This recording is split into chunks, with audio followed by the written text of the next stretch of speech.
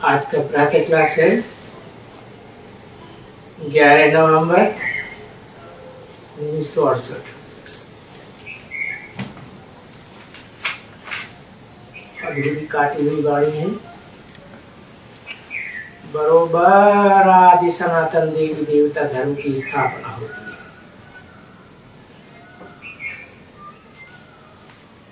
अर्थात इसमें कोई दूसरे धर्म की धारणाओं की मिक्सचरिटी नहीं होती है। और अब ये स्थापना सनातन धर्म की शुद्ध कौन करते हैं?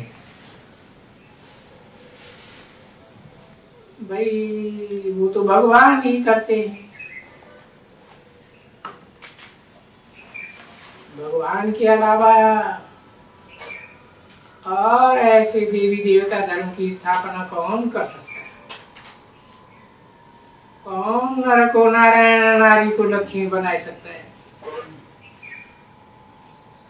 परंतु मनुष्यों की बुद्धि तमो प्रधान बनने के कारण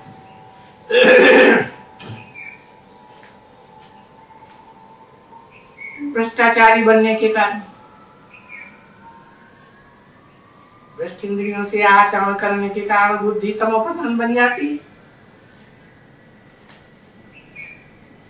तो वो बात एक भगवान ही नर से नारायण, मनुष्य से देवता बना सकती है, वो ड्रामा के पेन अनुसार भूल जाते हैं।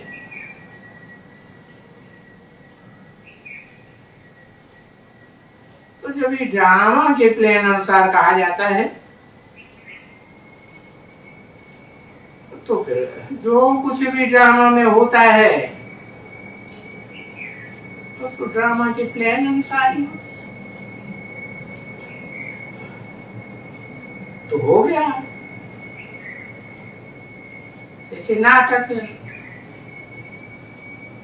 ड्रामा ही हो गया। तो सभी जैसे कि ड्रामा के वशीभूत हैं, जो भी 500-700 करोड़ एक्टर्स मनुष्य मात्र हैं, वो सब ड्रामा के वशीभूत।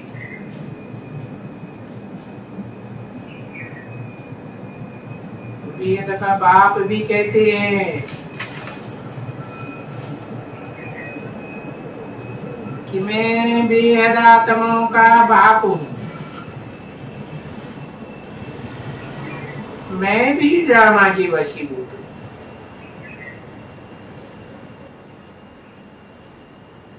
तो मैं समझाता हूं, मेरे को भी पार्ट मिला हुआ है इस ड्रामा में।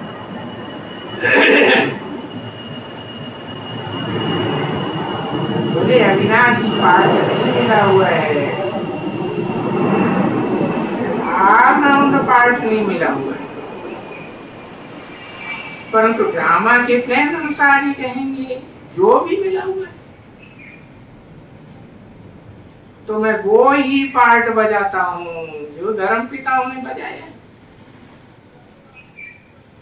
धर्म पिताओं ने भी 100 वर्ष के अंदर अपने अपने धर्म की, अपनी अपनी धारणाओं की स्थापना की।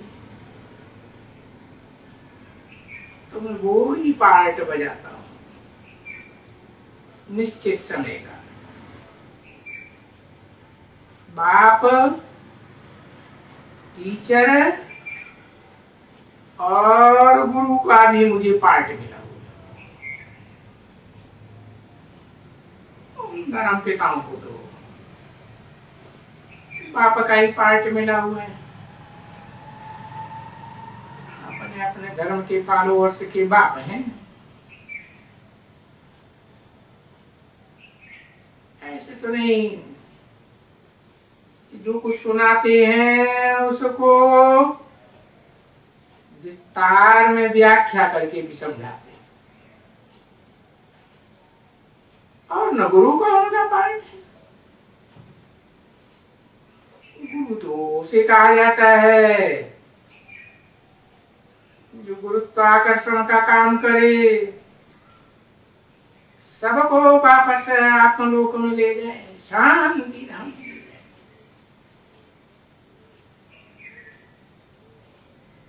तो शांति धाम में ले जाने का पाठ तो इस समय मैं ही बजाता हूं।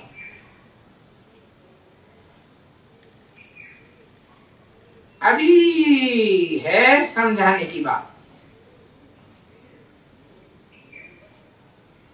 कि भाई मैं आत्माओं का बाप, निराकार, आत्मा भी निराकार। जैसे आत्मा है बिना शरीर के कोई काम नहीं कर सकती, पाठ नहीं बजा सकती,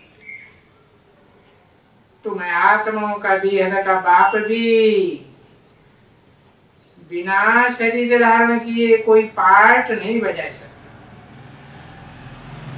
क्योंकि मैं तो सदा ही निराकार हूं।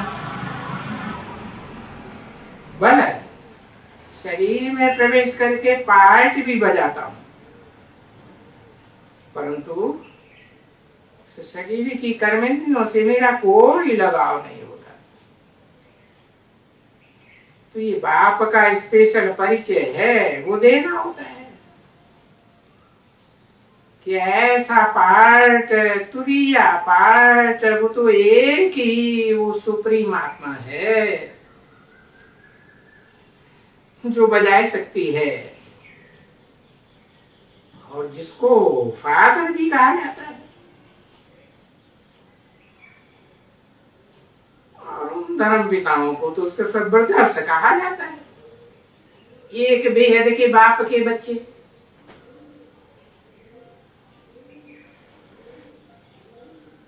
सब ब्रदर्स है, आत्मा आत्मा, भाई भाई। निराकार बाप के निराकार आत्मा रूपी बच्चे हैं। और कभी भी कोई आत्मा को ऐसे नहीं कहेंगे कि ये ब्रदर फिर कोई टीचर है या वो गुरु है,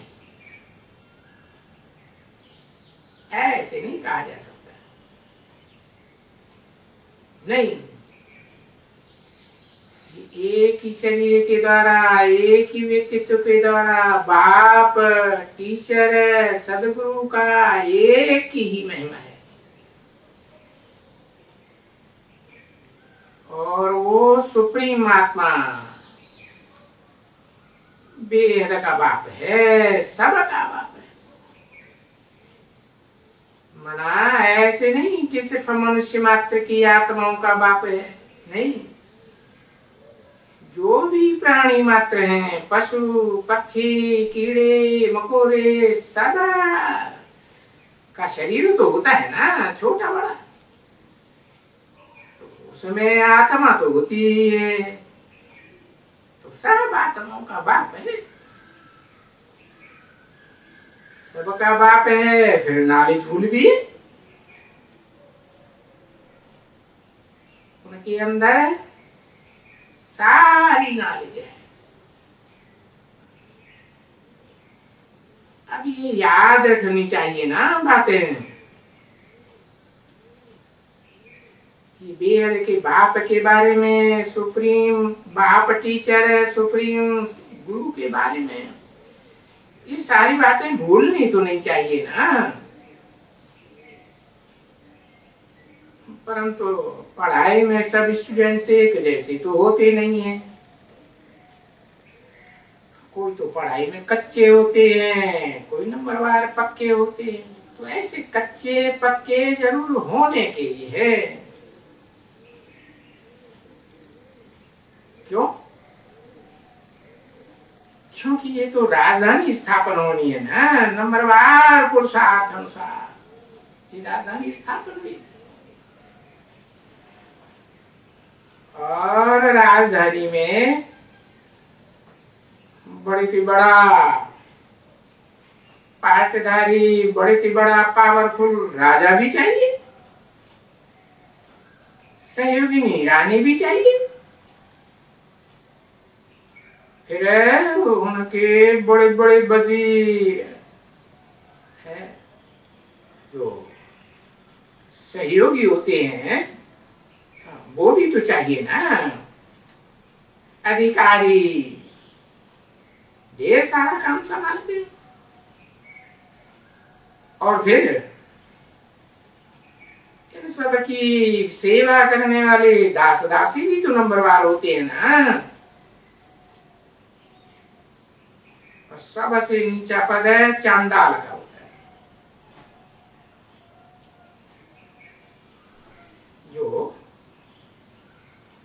आत्मा शरीर छोड़ के जाती हैं, उनके निर्जीव शरीर को ठिकाने लगाते हैं,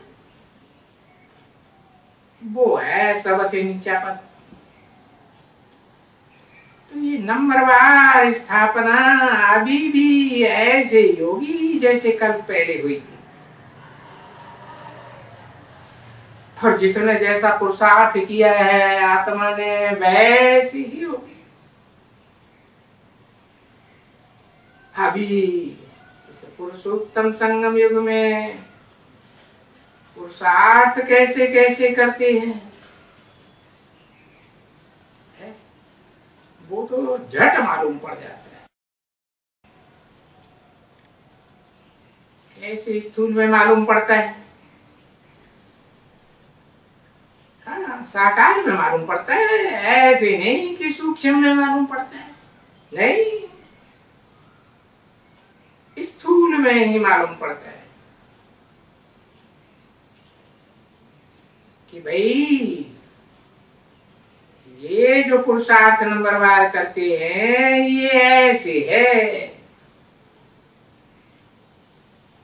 ये आत्मा बाप को इतना याद करती है, इतना ये नहीं याद करती है,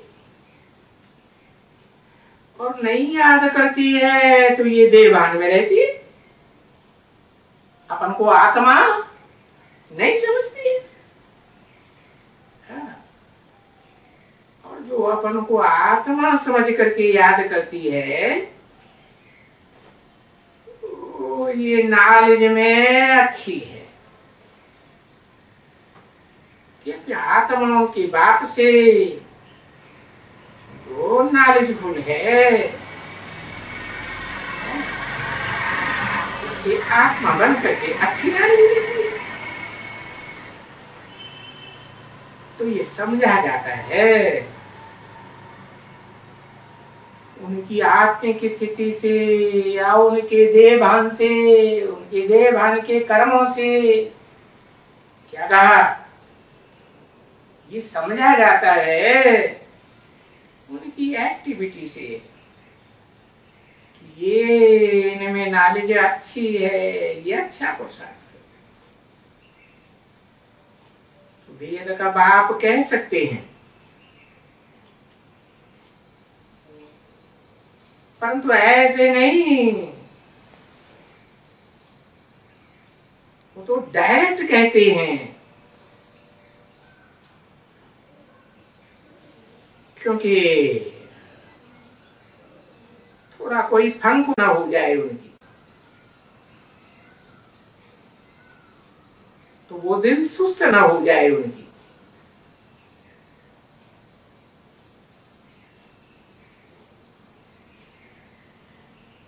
है ना,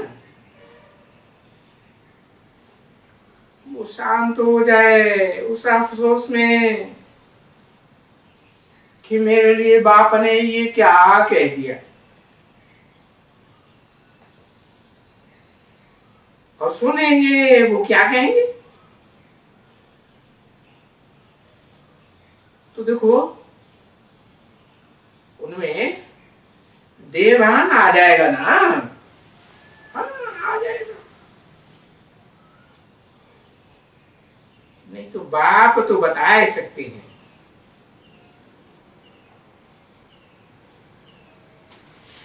क्योंकि ऐसे तो कोई भी बता सकते हैं, क्योंकि उनकी सर्विस से साफ मालूम पड़ जाता है, सर्विस के ऊपर सारा बता दें। ये आत्मा क्या करती है, वो आत्मा क्या करती है, तो इन आत्माओं का सब पता चलता है ना सर्विस से।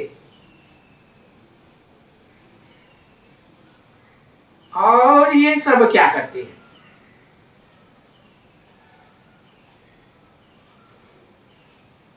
क्योंकि अपने अपने प्रकार के गुरु भी बन जाते हैं ना।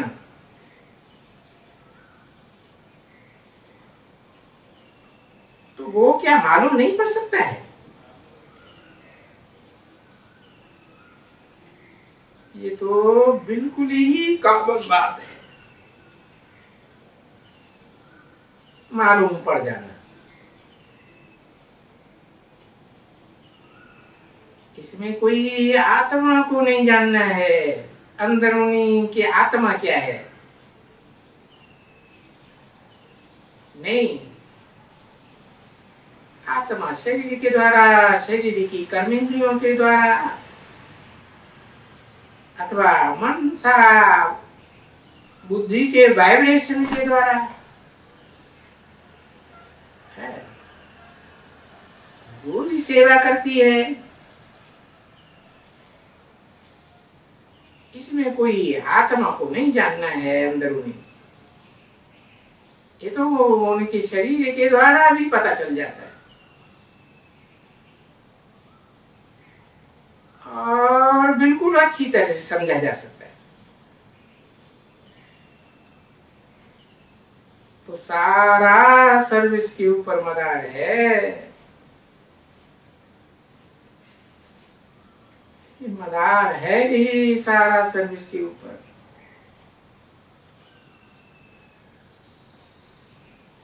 बाप भी आकर के सर्विस करते हैं। कौन सा बाप है? बेहद का आत्माओं का बाप और मनुष्य सृष्टि का बाप,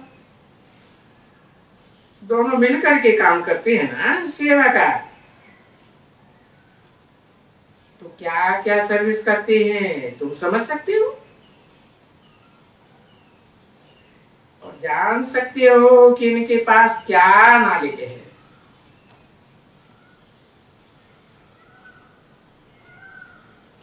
तो याद की बात है कि याद की वो किसकी याद करेंगे?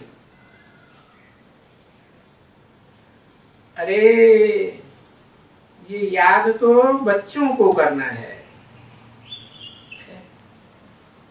इसलिए याद करना है पुण्यात्मा बनने के लिए। देह भान में रहते हैं, नहीं याद करते हैं, तो पाप आत्मा बनने के लिए। बाकी नंबर 12, अपवित्र से पवित्र तो सबको बनना है। अभी ये है सबसे जास्ती सब्जेक्ट, क्या? याद। हाँ, याद करो, पवित्र बनो। तो पवित्र बनने की धारणा करनी पड़ती है, और ये पवित्र बनने की धारणा करना बहुत डिफिकल्ट है ना। बाबा कहते हैं ना, नॉलेज तो बहुत सहज है, और ये नॉलेज है जो मुश्किल को सहज करने वाला बेहद का बाप आया हुआ है। ये तो नॉलेज को बहुत सहज कर देते। जो सच्चाई की नॉलेज है, धर्म पिताओं ने या धर्म गुरुओं ने जन्म जन्मांतर नहीं दे पाए, 2500 वर्ष में भी नहीं दे सके। बेहद का बाप आकर के इतना समय थोड़ी ही लगाते हैं, हजारों वर्ष का। थोड़े समय में ही सारी नॉलेज मिल जाती है।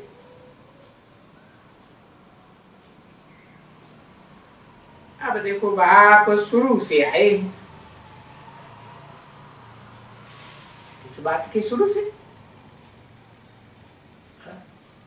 उनकी धर्म स्थापना का जो टाइम है और धर्म पिताओं की तरह 100 साल का, उसमें शुरू से आए हैं बाप, और ये योग और नॉलेज सिखलाते आते।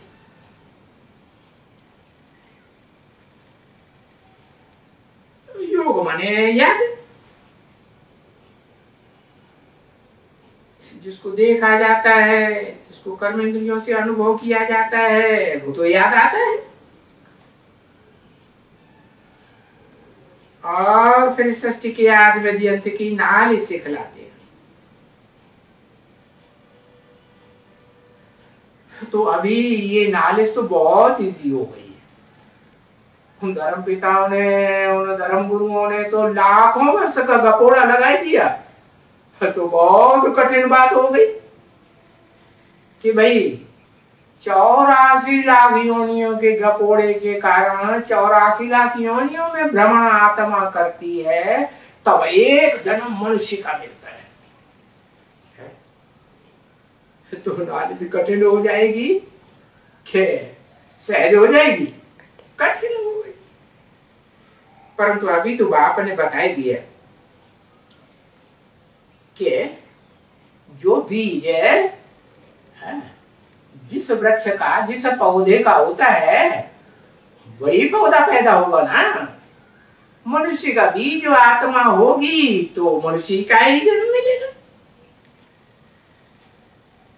और कोई ये सृष्टि का चक्र लाखों वर्ष का नहीं है, ये तो सिर्फ 5000 वर्ष का है। तो ये नॉलेज बहुत इजी हो जाती है। बाकी रही योग की बात,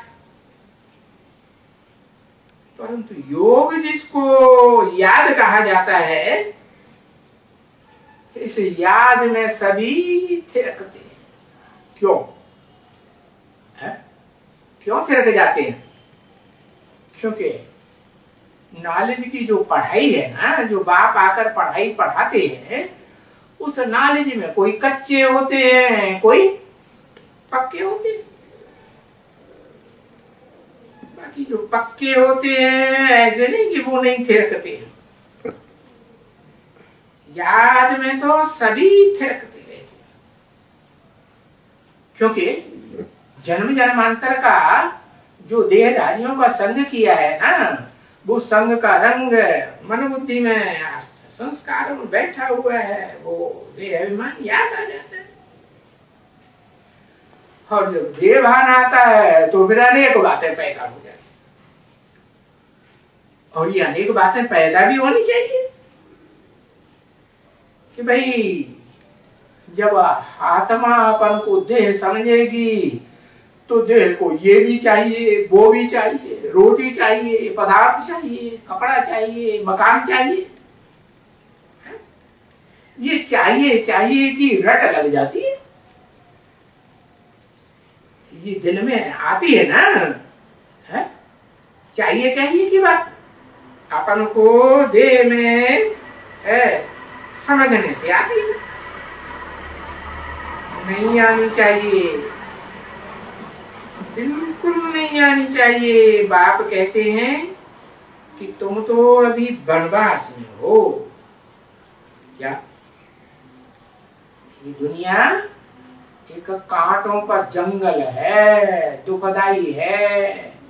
जंगल में कांटे होते हैं ना, कांटे दुखदाई होते हैं कि फूलों की तरह सुखदाई होते हैं?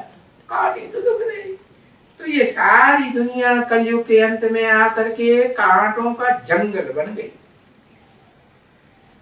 तो तुमको तो बाप ने समझाई दिया कि इस कांटों के जंगल में अपन को आत्मा समझ करके रहो, तो बुद्धि में बैठेगा कि हम वनवास में कहाँ वास करते हैं। वन कहो, जंगल कहो, फॉरेस्ट कहो, फॉरेस्ट ऑफ थॉट्स है। तो इसको कहा जाता है वानप्रस्थ जाने के लिए। क्या? वाणी से परे हो जाओ।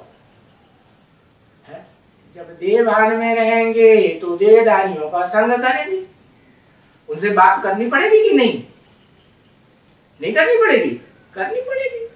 और जब अपन को आत्मा समझेंगे है, वो जंगल में रहेंगे और देवान तो है ही नहीं, तो फिर वानप्रस्थ में जाने के लिए वनवास में रहने के लिए कहा जाता है। तो जब कि जानते हो कि हम सबको अब मौत चाहिए, क्या मौत देह को आती है या आत्मा को आती है? आत्मा तो अविनाशी है, देह को मौत आती है। तो ये देह को छोड़ करके जाना है, शुद्ध आत्मा बन के जाना है। हमको जाना है कि हम कोई भी चीज अब ऐसे पहन नहीं सकते हैं जिसमें देहभान बढ़े है? ऐसी कोई भी चीज हम धारण नहीं कर सकते है? कि भाई ये अच्छी जूती चाहिए, ये अच्छी चप्पल, ये अच्छी साड़ी चाहिए है? ये अच्छा कुर्ता चाहिए है?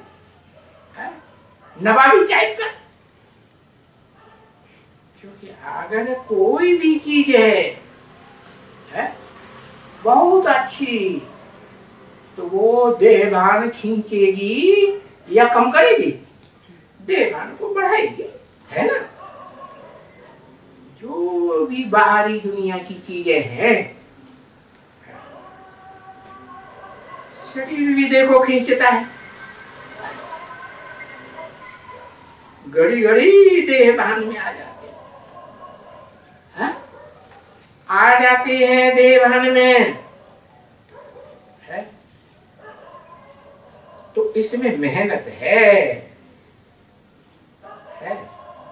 आत्माभिमान में रहने के लिए मेहनत लगती है।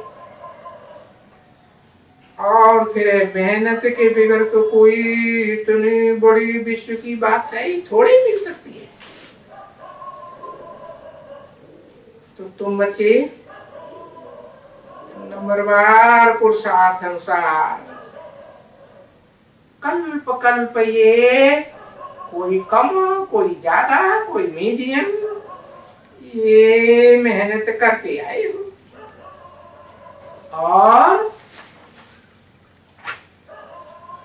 वो ही कल्प कल्प करते रहेंगे जैसे अभी करेंगे। अभी जैसा पुरुषार्थ करेंगे, अभी जैसी मेहनत करेंगे और मेहनत करके ऊंच पद पाएंगे, वैसा ही कल्प कल्प का तुम्हारा पक्का कि परिवर्तन होगा? कोई परिवर्तन होने वाला नहीं। और फिर रिजल्ट प्रत्यक्ष होती जाएगी कि कौन क्या पद पाएगा, ऊंच पद पाएगा, मीडियम पद पाएगा, नीच पद पाएगा।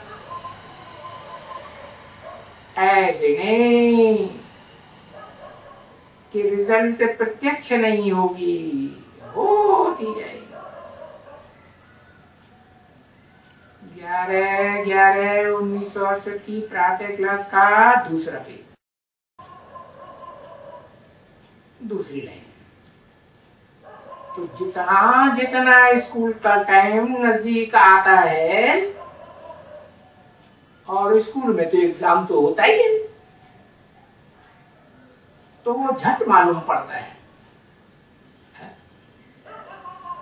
कि भाई ये पास होने का है, ये पास होने का नहीं। बाकी शुरुआत में थोड़ा ही मालूम पड़ता है। फाइनल एग्जाम जब नजदीक आ जाता है तो सबको अपना अपना पता तो पड़ता है ना।